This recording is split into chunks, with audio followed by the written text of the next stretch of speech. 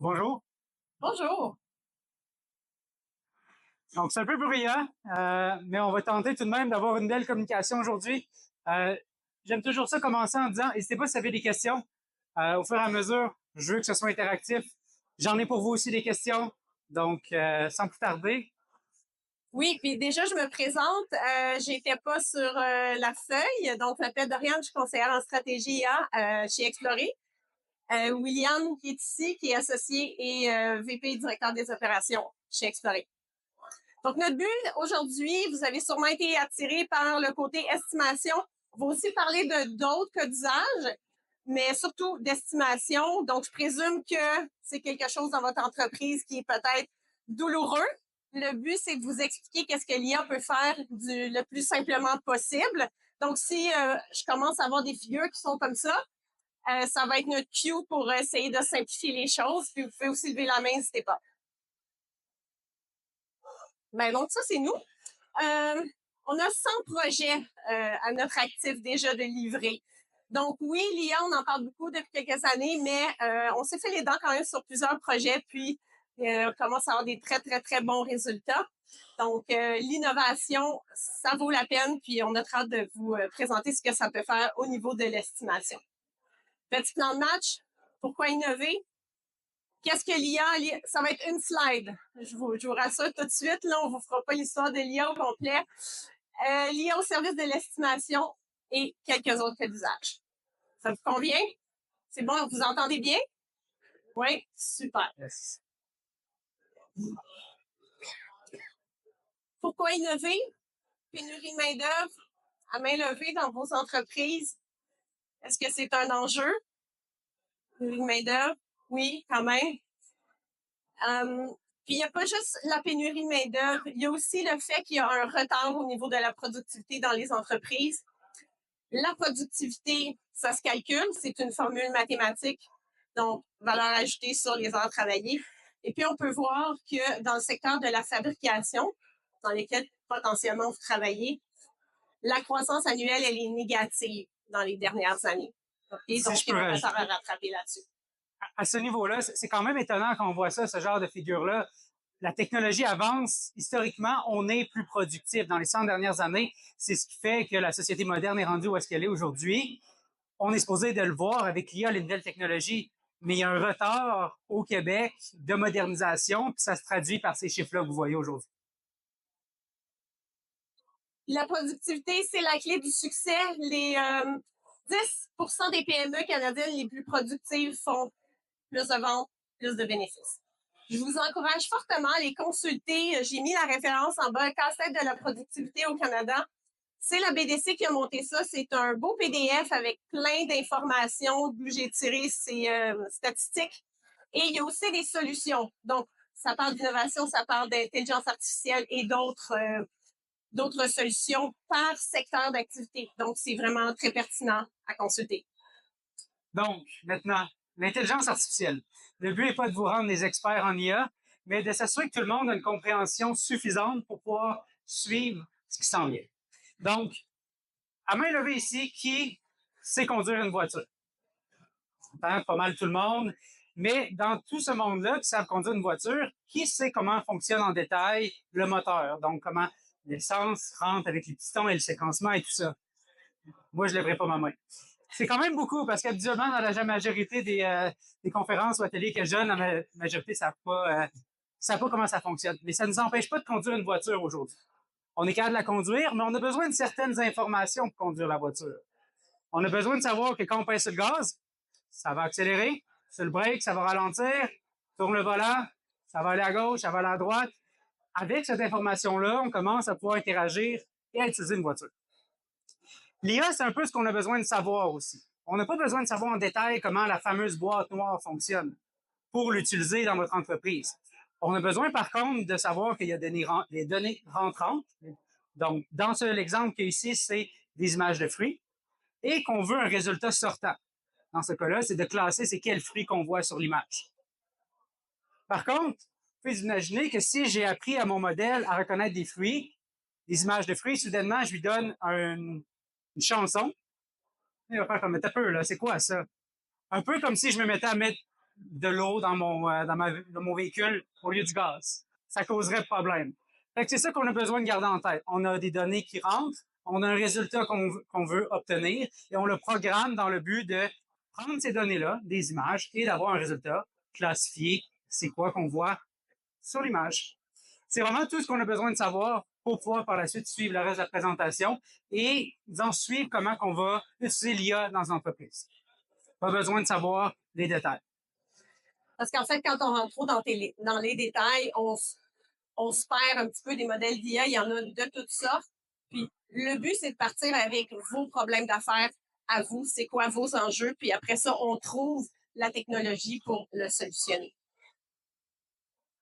Donc, l'estimation. D'abord, pourquoi qu'on s'intéresse à l'estimation? Parce que depuis qu'on fait des salons industriels, on entend beaucoup parler de ça. Les entreprises viennent nous voir, oh my God, on perd tellement de temps, c'est un burden, les gens n'aiment pas faire ce travail-là, etc., etc.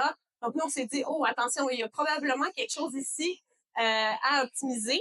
Et puis, c'est depuis qu'on a l'intelligence artificielle qu'on est capable de s'attaquer à ces programmes-là, à ces problèmes-là, en fait.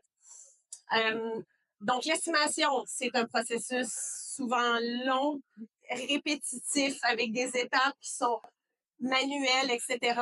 Donc, à main levée dans votre entreprise, étape manuelle et estimation, est-ce que ça rime chez vous? Oui? OK. Ben, parfait. Fait que donc, qu'est-ce qu'on cherche à faire?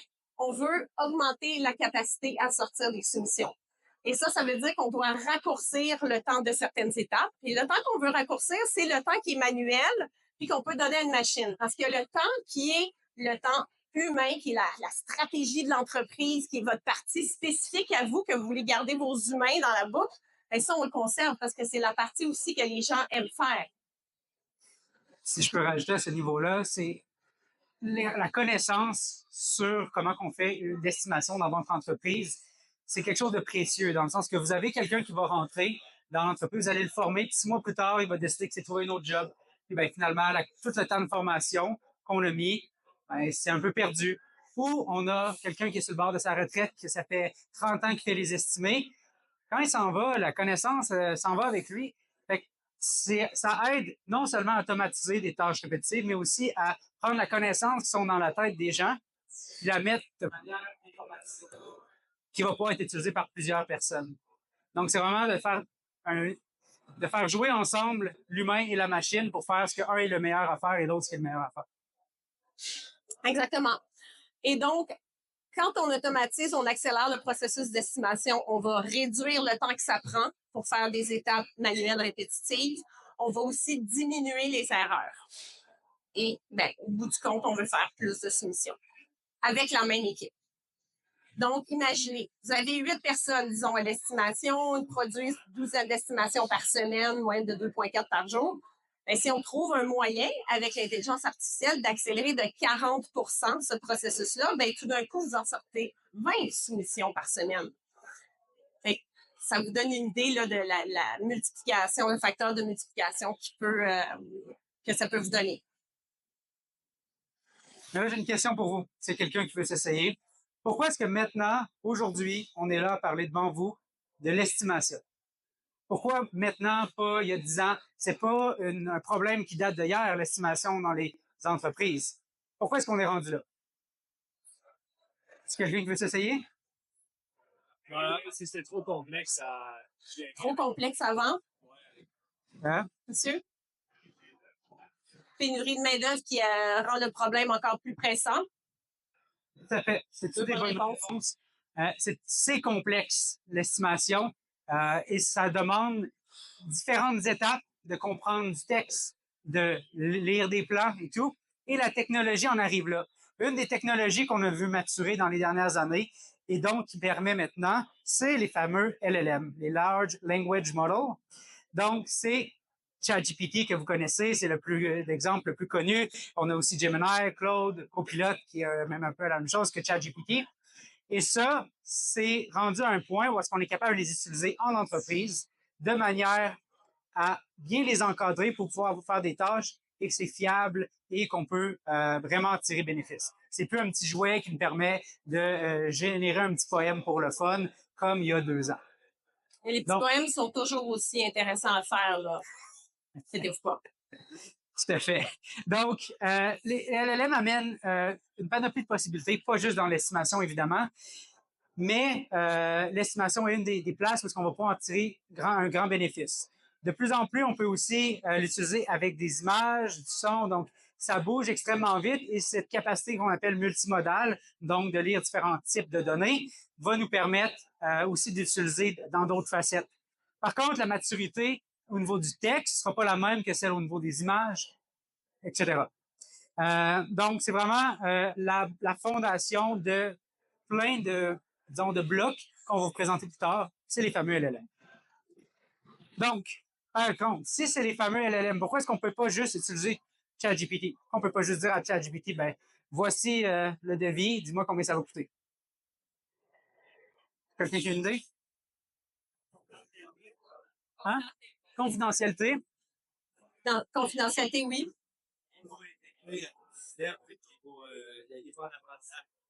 Pas intégré au système, effectivement.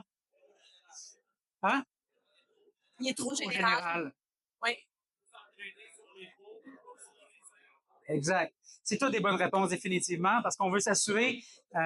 L'objectif, c'est de l'encadrer et de découper les tâches. On va revenir un peu là-dessus. On prend vos noms pour les prochaines conférences. D'ailleurs, ceux qui ont eu des bonnes réponses, là, parfait, on se l'amène. On veut, premièrement, là, on va donner un exemple avec un PDF. Ça pourrait être des courriels, ça pourrait être des documents textes, ça pourrait être un peu n'importe quoi. Prenons un PDF, vu que c'est un des formats les plus communs. Un devis va rentrer en PDF. Et là, on va faire une poutine d'IA sur mesure. On va revenir à cette poutine-là, mais ça peut inclure les recettes internes, l'historique des estimés, les prix des fournisseurs, mais un peu n'importe quoi qu'on va juger nécessaire pour livrer un estimé de qualité. Ensuite, on pourrait injecter les résultats de cette poutine d'IA-là dans un modèle de soumission, donc dans vos templates, à réviser par un humain. Donc, on s'assure de ne pas enlever l'humain de la loupe. On veut que nos estimateurs valides qu'on soit sûr de ce qui est livré, puis pas que l'IA envoie un peu n'importe quoi à nos clients. Dis, ah oui, ton contrat, il était vraiment moins cher que les autres. Je suis vraiment content. C'est une super belle idée que ça trouve. Ouais, finalement, on s'est planté. On garde les humains. Comme ça, on fait le meilleur des deux mondes. Donc, cette IA sur mesure-là, encore une fois, c'est du sur mesure. Fait que ce que je vous donne, c'est disons, des exemples, un protocole classique qu'on va suivre, mais on l'adapte définitivement à votre entreprise puis aux besoins de votre type de données puis votre type d'estimation. Donc, on va commencer souvent par identifier des sections d'intérêt. Donc, c'est quoi sur, par exemple, des fois, un plan de 123 pages? Qu'est-ce qu'on va aller chercher? C'est quoi les zones d'intérêt? C'est quoi qu'on va aller analyser en plus grande profondeur? Est-ce qu'on calcule, par exemple, les tuyaux au niveau de la plomberie, la longueur de tuyaux, les longueurs de fil? Est-ce qu'on veut compter des lumières? Est-ce qu'on veut identifier tel élément que vous vendez dans un plan? Bien, ça, c'est la première chose qu'on va faire. Exact. Par la suite, on veut extraire l'information et la structurer. On va ensuite aller vers l'application des règles d'entreprise, donc votre poutine interne qu'on va appliquer, qu'on va mettre dans l'IA. Et par la suite, on peut se connecter au prix des fournisseurs pour avoir en temps réel les prix sur la matière première. OK. Donc, identification des sections d'intérêt. Comme je vous dis, on veut découper et encadrer le travail. Le plus qu'on lui dit, OK, c'est ça ta tâche, peux-tu aller me dire quelles légendes, par exemple, sont pertinentes? Le plus grand succès on va avoir, le moins de chances c'est de faire d'erreurs ou d'hallucinations. Donc, identifier les zones, les pages dans un document, bref, ce qu'on veut aller chercher avant de l'extraire. On dit on va focuser sur cette partie-là. C'est là où on passe du modèle général à un projet qui est personnalisé à votre entreprise. Pourquoi qu'on n'utilise pas ChatGPT, c'est qu'on lui donne exactement les instructions, le contexte, on l'enrobe pour que ça fasse ce que vous faites chez vous. Par la suite, on va aller extraire l'information. Donc, on va l'extraire et la structurer. Aller l'extraire, ça veut dire aller lire dans le plan, dans le devis, l'information qu'on veut. Et la structurer veut dire penser à un tableau Excel, où est-ce qu'il y a une colonne, par exemple, pour être la dimension, la largeur de la fenêtre, l'autre la hauteur de la fenêtre, l'autre le matériau. Donc, ça, c'est ce qu'on veut faire, c'est structurer l'information pour pouvoir l'utiliser par la suite. L'extraire et la structurer, ça peut être, on utilise parfois des technologies à la ChatGPT, donc en arrière des larges modèles de langue, mais pas seulement ces technologies-là, on va le voir, j'ai quelques exemples qui s'en suivent, où est-ce qu'on utilise d'autres techniques pour aller lire des plans, pour aller extraire certaines, où sont le début et la fin de la fenêtre, par exemple. Mais c'est vraiment l'objectif, c'est d'aller chercher l'information qu'on veut, les compter, l'identifier, mais aussi on veut le faire de manière à ce qu'ils soient ensemble. Ce que je veux dire par là, c'est que c'est beau de savoir qu'il y a 5 fenêtres de 2 pieds par 4 pieds, puis il y a 5 fenêtres de 10 par 10 pour dire quelque chose. Mais il faut savoir, ces fenêtres-là, c'est ceux qui sont en aluminium, les 2 par 4, ou c'est ceux qui sont en bois? Fait qu'il faut aller chercher l'information et la lier ensemble. Des fois, elle se retrouve à différents endroits. Donc, ici, on a des légendes qui vont donner certaines informations sur des codes. Donc, OK, quand on a ce code-là dans le plan, on va aller l'utiliser pour dire, ben ça, c'est du vert simple tremplé clair, par exemple. Donc, on va aller vraiment chercher cette information-là, la structurer et aussi utiliser d'autres techniques qui ne sont pas du tout des larges modèles de langue. Donc, on peut aller jouer au bloc Lego avec l'IA. On va aller chercher, un petit large modèle de langue, une technique de vision un peu plus traditionnelle. On va chercher ce qu'on appelle un large vision model, donc un large modèle de vision, pour pouvoir aller chercher puis extraire différentes informations et la structurer comme on la souhaite. Puis ici, un dernier exemple, où est-ce qu'on est plus dans du textuel, donc d'aller lire, interpréter le texte qu'on voit pour pouvoir l'utiliser dans l'information structurée qu'on souhaite avoir. Une fois que l'information est extraite et structurée, c'est là qu'on est vraiment dans le sur-mesure aussi avec votre expertise d'entreprise. Comment qu'on prend les données puis qu'on potentiellement l'utilise de manière à pouvoir l'appliquer avec toute l'historique que vous avez de votre entreprise. Donc, combien ça coûte chez nous produire, par exemple, ces fenêtres-là. C'est vraiment du sur-mesure rendu à chaque entreprise qui est bâti avec vos estimateurs selon vos besoins. Et puis, faut vraiment aller cibler c'est quoi la portion où on peut aller gagner le plus parce qu'on ne va pas aller automatiser 100% du processus. Il y a un bout, un espèce de tipping point ou un sweet spot où là, on se dit, OK, on va mettre le morceau d'IA que ça prend pour se rendre là, puis juste ça, ça va tellement déjà nous enlever de lourdeur administrative ou etc., que ça va assez nous aider ou sinon on peut aller une étape plus loin ou une étape plus loin. C'est vraiment selon qu'est-ce qui est le plus lourd dans votre entreprise, ben le but, c'est d'aller cibler ce point-là, puis qu'est-ce qui va avoir le plus de retour sur investissement basé sur ce qu'il y a à développer pour le mettre en place. Le fameux 80-20. Donc, une fois qu'on a appliqué les règles d'entreprise, par exemple, on pourrait aller se connecter à les fournisseurs pour aller chercher en temps réel les prix de matière brute pour s'assurer qu'on a les derniers prix. Ça n'a pas besoin de quelque chose qui est fait manuellement à chaque fois qu'on veut faire un estimé ou à chaque quelques mois. Donc, ça, c'est un exemple d'un processus qu'on pourrait suivre. Le rendu final en soi est vraiment en fonction de ce que vous souhaitez. Est-ce que vous voulez écrire un fichier? Donc, on injecte ça comme j'ai dans un fichier de soumission qui est validé par l'humain. Est-ce qu'on le pousse dans votre ERP? Est-ce qu'on l'intègre dans votre suite Microsoft? Donc, vraiment, à ce niveau-là, c'est les entrants, les sortants, c'est en fonction de vos besoins.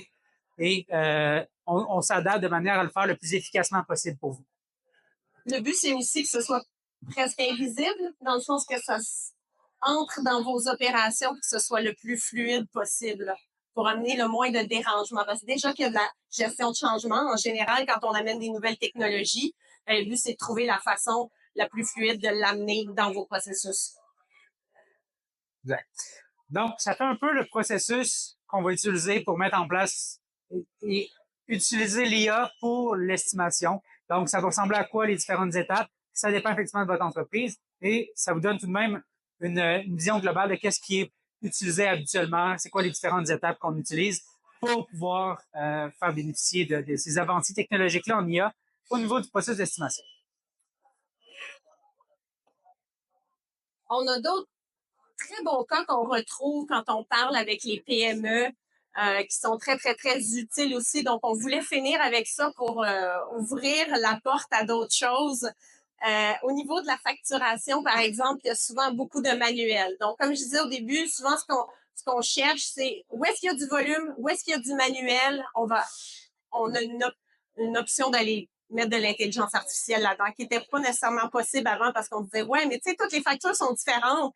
C'est difficile, là, tu sais, des fois, le numéro est dans ce coin-là, des fois, le numéro est dans ce coin-là. Bon, mais maintenant, c'est beaucoup plus facile qu'avant d'aller automatiser ces choses-là. Bon de commande, bon de livraison, il y a des marques à la main dessus. C'est possible de faire des choses aussi facturation. Donc, 3 morceaux de papier qu'il y a dans chacune des entreprises. Puis souvent, à certains points, ben il y a des bottlenecks. Et sachez qu'il est possible là, de trouver des accélérations pour ces processus-là. On pense accélération, mais quand vous pensez IA, pensez aussi casse-tête. C'est quoi les gros casse-têtes qu'on a? Si vous vous produisez des biens, bien souvent, il y a des gens qui doivent faire les horaires des machines, les horaires des gens. C'est souvent un très gros casse-tête. OK, qu'est-ce qu'on a comme matière première? Qu'est-ce qu'on a comme machine qui fonctionne cette semaine? Qu'on a qui est disponible? Qu'est-ce qu'on a eu comme commande, etc., etc.? Bien, ça finit par être un très gros problème. Les gens qui sont en place, qui ont l'expérience, finissent par faire quand même des bonnes choses. Et les entreprises dépendent beaucoup de ces gens-là. Donc, les systèmes, les solutions d'intelligence artificielle vont pouvoir arriver avec des scénarios, présenter des scénarios d'ordonnancement qui vont aller chercher plus de productivité au niveau de vos machines. Le pousser un petit peu plus loin parce qu'à un moment donné, les humains, on est capable de considérer un certain nombre de contraintes, mais on a une limite aussi. C'est une chose quand on fait cette planification-là, disons le lundi matin, mais qu'est-ce qui arrive quand mardi matin, un employé qui est le seul qui est capable d'opérer telle machine, il est malade, ou qu'on a une machine qui saute? Là, il faut tout refaire ce plan-là de planification, de ce plan de production-là, mais l'IA est capable de le faire extrêmement rapidement versus un humain qui pourrait prendre quelques heures à le faire. Donc, on est capable de s'adapter en temps réel aussi, en temps réel, aux changements puis aux différentes contraintes qui sont rajoutées pour pouvoir potentiellement, sans trop de changements, l'objectif n'est pas de tout rechanger le plan de production à chaque fois, mais bref, de pouvoir réoptimiser en fonction des imprévus qui nous arrivent, des retards de livraison, des machines qui pètent, un peu de tout. Là. Termes d'équipement, commande d'urgence, on a des... oui, exactement. Donc, pensez aussi, quand vous pensez IA, pensez réseau de casse-tête. Puis souvent, ça va être avec ce qu'on appelle la recherche opérationnelle. Chatbot, vous en avez sûrement entendu parler. Chatbot pour les entreprises, je pense dans vos cas principalement dans le milieu ici, par exemple, des questions posées sur des manuels d'entretien de machines, des guides d'utilisation, peut-être des cahiers qui traînent un petit peu partout dans un atelier. On cherche, c'est dans quelle section donc pour repartir en cas de erreur numéro 37? Donner accès aux employés à un chatbot qui répond à la question en anglais, en français, en espagnol, à 24 heures, de 24 heures sur 7, par exemple. Ben ça peut vraiment aider ici. Et finalement, c'est pas super sexy de la migration code, mais dans beaucoup d'entreprises, il y a des petits programmes maison qui sont sur le bord de plus marché, qui sont entretenus par le neveu de, etc., qui sont sur un serveur dans le garde-robe. Et des fois, les compagnies dépendent beaucoup de ces petits programmes et qui n'ont pas d'équivalent sur le marché. Okay? Donc, sachez qu'avec l'intelligence artificielle, il y a moyen de réécrire ces programmes-là beaucoup plus rapidement que de partir de zéro. Puis ce qui est bien, c'est que ça reproduit aussi les bugs. Donc, les bugs que vous aviez vont être encore là et il n'y a donc pas de gestion de changement à faire. Ça reste extrêmement difficile de trouver des employés, par exemple, pour programmer du AS400. Jusqu'à un certain point, on peut s'entêter à vouloir garder ces technologies-là. C'est vrai que c'est un gros changement parce que c'est au cœur de l'entreprise, mais c'est une dette technique. Ces dettes techniques-là, à un point, il faut les adresser. Il faut se dire, on investit dans notre futur, on migre vers une nouvelle technologie. Parce que c'est pas juste dire, est-ce qu'on est capable de le maintenir, c'est est-ce qu'on va être capable de trouver quelqu'un pour le maintenir. Donc, en plus de ça, c'est que tout le reste va être plus facile. On veut racheter des nouvelles fonctionnalités, on veut intégrer l'IA, on veut grossir l'entreprise. Donc, tout après ça en découle est plus simple une fois qu'on a fait la croix sur notre vieux logiciel en disant, on va le migrer, c'est un coût à donner, mais après ça, ça va bien aller. Puis l'IA, ce qui est vraiment incroyable en utilisant l'IA pour faire cette migration-là, c'est qu'on peut prendre toute la logique d'entreprise, la migrer et on va conserver cette logique-là sans avoir à toute la réécrire manuellement au complet. On valide. Effectivement, l'IA va pas nous sortir un logiciel. On lui donne le logiciel à S400 puis c'est fini, c'était beau. On a beaucoup de travail à faire autour de ça, mais ça reste que la logique d'entreprise va être là, va être préservée. c'est beaucoup plus simple pour une entreprise qui fonctionne avec ce logiciel-là depuis 20 ans, 40 ans ou plus, de faire cette migration-là plutôt que de changer tous les processus pour adapter un logiciel générique qui est sur le marché.